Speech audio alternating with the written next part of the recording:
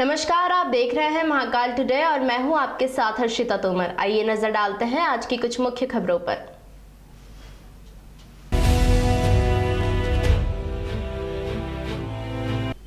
उज्जैन के महाकाल मंदिर में साधु संतों ने ली शपथ, कहा कि कथा में अब वैक्सीनेशन का भी करेंगे प्रचार प्रसार। साथ ही उन्होंने कहा कि श्रद्धालुओं को मास्क लगाने के लिए एवं कोरोना की गाइडलाइन का पालन करने के लिए भी करेंगे प्रेरित। देश भर में कोरोना संक्रमण ओमिक्रॉन वायरस का प्रभाव बढ़ता ही जा रहा है। भारत में हाल ही में 2 मरीजों की पुष्टि भी हुई है। ऐसे में मध्य प्रदेश सरकार संक्रमण को लेकर काफ़ी चिंतित है। इसी कड़ी में कोरोना संक्रमण की रोकथाम के लिए अब साधु संतों ने मोर्चा संभाल लिया है। शुक्रवार को महाकाल प्रवचन हॉल में एकत्रित हुए साधु संतों ने संक्रमण को रोकने के लिए संकल्प लिया है। साधु संतों ने बताया कि अब वह जिस भी क्षेत्र में कथा या धार्मिक आयोजन में भाग लेंगे, वहां पर कोरोना वैक्सीनेशन को लेकर श्रद्धालुओं को जागरूक करने का काम करेंगे।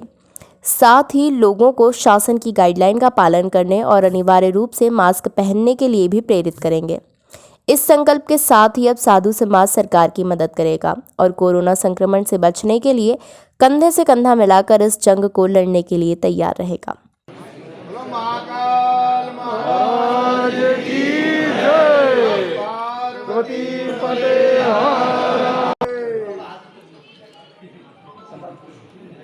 हम सभी लोग राष्ट्र हित में मानव हित में शपथ लेते हैं। ये शपथ लेते हैं। वैक्सीनेशन के लिए संत महापुरुष सभी जागृति अभियान चलाएंगे और अधिक से अधिक वैक्सीनेशन लगवाएंगे। श्री महाकाल जय श्री महाकाल। नमः पार्वती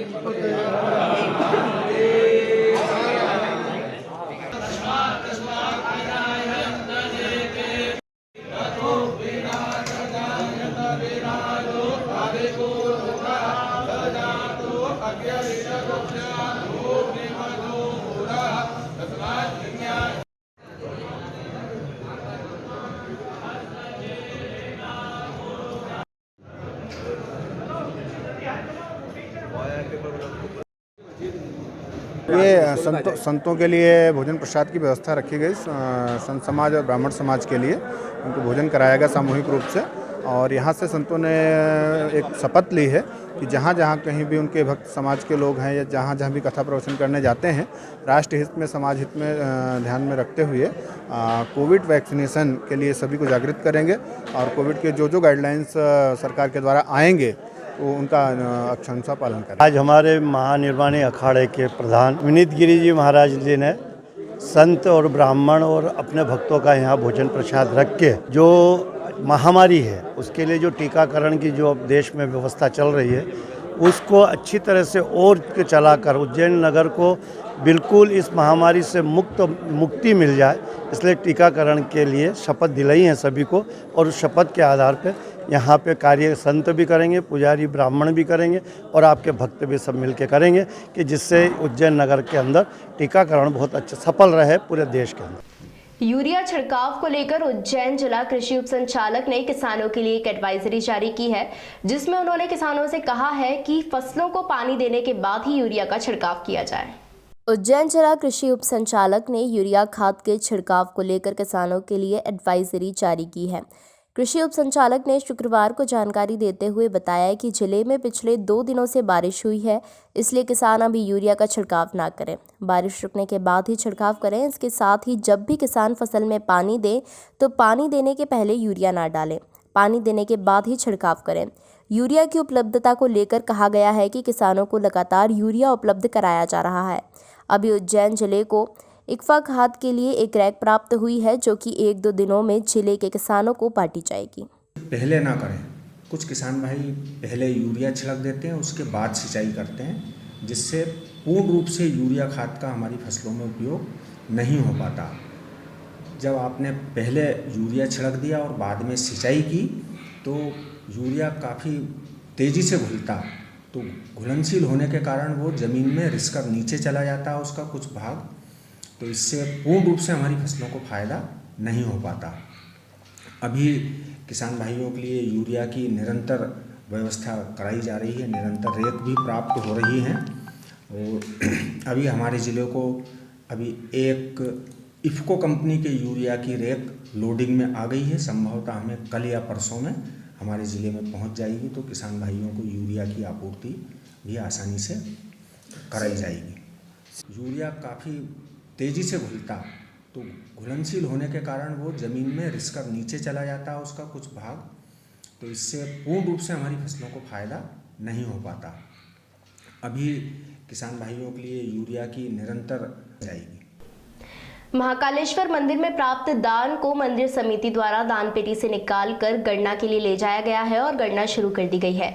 हालांकि एक सामान्य प्रक्रिया है जो कि प्रति वर्ष अपने समय पर की जाती है। उज्जैन के विश्व प्रसिद्ध महाकालेश्वर मंदिर में श्रद्धालुओं द्वारा दिए जा रहे दान की गिनती शुरू हो गई है। शुक्रवार को महाकालेश्वर मंदिर समिति के सदस्यों ने दान पेटी के ताले खोले और दान पेटी से नगद एवं चिल्लर निकाली।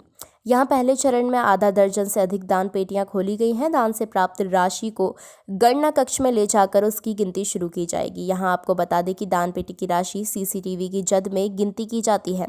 यहां मंदिर समिति के जिम्मेदार कर्मचारियों के अलावा अधिकारी भी मौजूद रहेंगे। हालांकि यह एक सामान्य प्रक्रिया है जिसमें निर्धारित समय पर यह गणना की जाती है, जिससे मंदिर को होने वाली विभिन्न स्रोतों से आय का पता लगाया जा सके।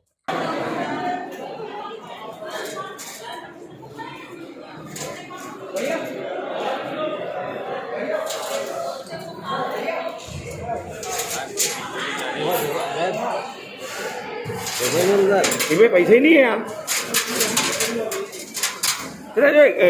कितना दिन में खोला अपन या दान पेटी है?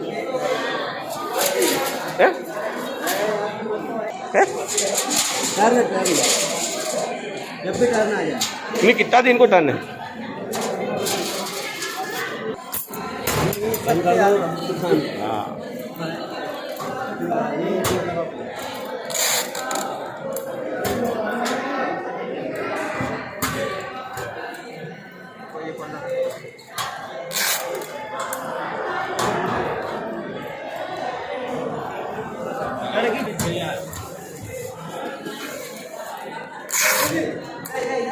दो दिन से लगातार हो रही बारिश के चलते फसलों को बड़ी राहत मिली है। कृषि उप संचालक के अनुसार यह बारिश गेहूं एवं चने की फसलों के लिए अमृत के समान है। जिले में पिछले 2 दिनों से हुई बारिश से किसानों के चेहरों पर खुशी छा गई है। वहीं बारिश को लेकर उज्जैन जिला कृषि उप संचालक ने शुक्रवार को जानकारी देते हुए बताया कि उज्जैन जिले में अक्टूबर माह के बाद अब दिसंबर के पहले और दूसरे दिन बारिश हुई है। बारिश की वजह से गेहूं व चना की फसल को काफ़ी लाभ होगा। यह बारिश फसलों के लिए अमृत का काम करेगी। यहाँ अब किसानों को फसल के लिए अतिरिक्त पानी नहीं देना होगा। किसानों के लिए फसल में 2 बार का पानी प्राकृतिक बारिश से बच गया है। साथ ही पानी फसलों के लिए बहुत ही लाभकारी होता है। किसान भाइयों, अपने ज़िले में अक्टूबर महीने में एक पानी गिरा था और दूसरी वर्षा हुई है ये अभी 1 और 2 तारीख को ये मावठे की वर्षा हुई है। तो ये दोनों वर्षाएं हमारे किसान भाइयों के लिए अमृत का काम कर रही हैं। इससे किसान भाइयों को जो पलेवा के टाइम पे एक सिंचाई देना पड़ता है और एक सिंचाई फिर आगे जो देना पड़ती है, तो 2 सिंचाई की हमारे किसान भाइयों की बचत हुई है। और इससे हमारे किसान भाइयों की जो लागत सिंचाई के रूप में जो लगती है उसमें भी काफ़ी कमी आएगी। और ये जो पानी है अमृत के समान पानी है हमारे किसान भाइयों के लिए अभी। तो इससे हमारी ज़िले की जो फसलें हैं गेहूं, चना, इसमें काफ़ी ज़्यादा लाभ होगा हमारे किसान भाइयों की फसलों को। विशेष रूप से जो चना असिंचित क्षेत्र में बोते हैं उसमें चने में भी ये वर्षा काफ़ी फ़ायदेमंद साबित होगी। इस अवसर पर मैं किसान भाइयों को ये बताना चाहता हूँ कि हमारे किसान भाई अभी यूरिया का छिड़काव कर रहे हैं। पहली और दूसरी सिंचाई पे यूरिया का छिड़काव किया जाता है बोने के बाद। तो किसान भाइयों से यह आग्रह है कि सिंचाई करने के बाद ही यूरिया का छिड़काव गेहूं की फसल में करें, उसके पहले ना करें। कुछ किसान भाई पहले यूरिया छिड़क देते हैं, उसके बाद सिंचाई करते हैं, जिससे पूर्ण रूप से यूरिया खाद का हमारी फसलों में उपयोग नहीं हो पाता। जब आपने पहले यूरिया छिड़क दिया और बाद में सिंचाई की तो यूरिया काफ़ी तेज़ी से घुलता, तो घुलनशील होने के कारण वो ज़मीन में रिसकर नीचे चला जाता है उसका कुछ भाग, तो इससे पूर्ण रूप से हमारी फसलों को फ़ायदा नहीं हो पाता। खनिज विभाग ने पकड़ा एक अवैध कोयले से भरा ट्रक। दरअसल बैतूल कोयला खदान से चलकर यह ट्रक गुजरात पहुंचने वाला था, लेकिन उज्जैन के दताना क्षेत्र में रुककर खपाया जा रहा था। खनिज विभाग के निरीक्षक जयदीप नामदेव ने बताया कि ट्रक क्रमांक MP 48G2133 को जब्त किया गया है।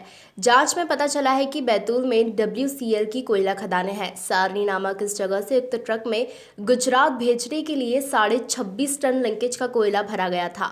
ट्रक लोडिंग के समय के दस्तावेजों में लोडिंग व अपलोडिंग दोनों स्थानों के नाम दर्ज हैं। इधर कार्यवाही में यह बात सामने आई कि लिंकेज के इस कोयले को बीच में ही खपाया या बेचा जा रहा था, जो कि गलत है, इसलिए कि लिंकेज के कोयले पर सरकार सब्सिडी व अन्य सुविधाएं देती है। दरअसल लिंकेज का कोयला मुख्य रूप से पावर यूनिट व अन्य निजी एजेंसियों में उपयोग होता है। इधर ट्रक को दताना क्षेत्र से जब जब्त किया गया तो उसमें 25 टन कोयला था। उसमें से 1.2 टन कोयला कहीं खपाया या बेचा जा चुका था। जांच में यह बात भी सामने आई है कि इस मुद्दे को लेकर काली माई ट्रक ऑनर्स बैतूल के पदाधिकारियों ने राष्ट्रपति से भी शिकायत कर कार्यवाही की मांग की थी। फिलहाल ट्रक को कोयला खनिज के अवैध परिवहन एवं ईंट भट्टों में विक्रय के मामले में जब्त करने के बाद इसे नरवर थाना पुलिस की अभिरक्षा में रखा है। हालांकि अभी स्पष्ट नहीं है कि ट्रक से किस ईंट भट्टा विशेष पर उक्त कोयला बेचा गया है। इस पूरे घटनाक्रम में आगे की ठोस कार्यवाही के लिए बैतूल के जिम्मेदारों को अवगत कराया जा रहा है। कल की कार्रवाई जैसा कि आप लोगों को मालूम होगा, कोयला खनिज के परिवहन से संबंधित मामला है। कोयला जो है तो हमारे मध्य प्रदेश जिला बैतूल में कॉलेज हैं WCL की, वहाँ की सारणी नाम की जगह है, वहाँ से कोयला का परिवहन किया जा रहा था। कोयला जो था परिवहन वाला लिंकेज का कोयला सरकार द्वारा औद्योगिक कार्यों के लिए उद्योगों को सब्सिडाइज रेट में और विशेष सुविधाओं के तहत दी जाती है, जिसका अन्यत्र कहीं व्यवसाय विक्रय परिवहन नहीं होना चाहिए। कॉलरी से निकला था वो गुजरात जाने के लिए, लेकिन जानकारी मिली थी कि यहाँ आसपास के भट्टों में बेचा जा रहा है। इस पर कार्रवाई की गई है और इसी संबंध में जिला बैतूल के कुछ काली माई ट्रक ऑनर्स द्वारा माननीय महामहिम राष्ट्रपति महोदय को भी कंप्लेंट की गई थी कि लिंकेज कोयले का बाजार में विक्रय किया जा रहा है। वो भी एक विषय था। तो जांच में अभी कल एक ट्रक पकड़ाया है हम लोगों से। ट्रक को जब्त करके पुलिस थाना नरवर के रक्षा में रखा गया है और कार्रवाई जारी है। कितने की कीमत का ट्रक था? और देखिए, जो दस्तावेज मिले हैं उसमें तो 26 से 26.5 टन का माल लेकर उसमें कॉलरी से निकला था। चूँकि त्वरित कार्रवाई हुई इसलिए, लेकिन फिर भी कार्रवाई और लेके चलने के बाद जो हमने फिर से उसका कांटा कराया, लगभग 1.2 टन कोयला जो है तो विक्रय किया जा चुका था उसमें से। ये अभी देखिए जांच में है, जो नियम संगत कार्रवाइयाँ होंगी बिल्कुल की जाएंगी। जा रहा था गुजरात जाना था, लेकिन पेपर्स सारे गुजरात के बने हुए थे, पर उसके द्वारा बीच में यहाँ भट्टों में व्यवसाय किया जाता, बेचा जा रहा था। लगभग 25 टन के आसपास अभी उस ट्रक में माल है और जिसकी अनुमानित कीमत आप पूछ रहे हैं तो संभवतः 150-2 लाख के करीब उसकी कीमत है बाजार के हिसाब से। विश्व प्रसिद्ध ज्योतिर्लिंग बाबा महाकालेश्वर की भस्म आरती आज तड़के 4 बजे की गई।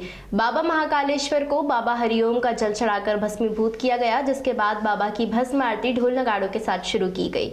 पूरे मंदिर परिसर में बाबा के जयकारों से मंदिर परिसर गूंज उठा। रोज सुबह होने वाली बाबा महाकाल की भस्म आरती में आज तड़के बाबा को भस्मीभूत किया गया। भस्मीभूत के दौरान पूरे मंदिर परिसर में बाबा के जयकारे गूंजते रहे।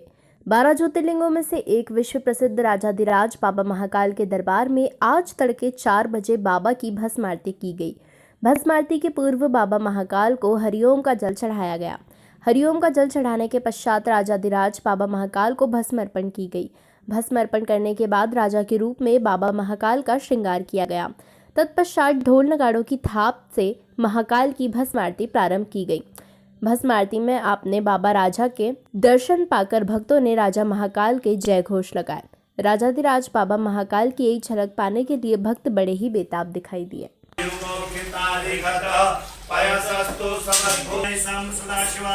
महाकालेश्वराय नमः। दधिस्नानं समर्पयामि, मधुस्नानान्तेन धूपस्नानं समर्पयामि, आत्मन्यं जलं समर्पयामि।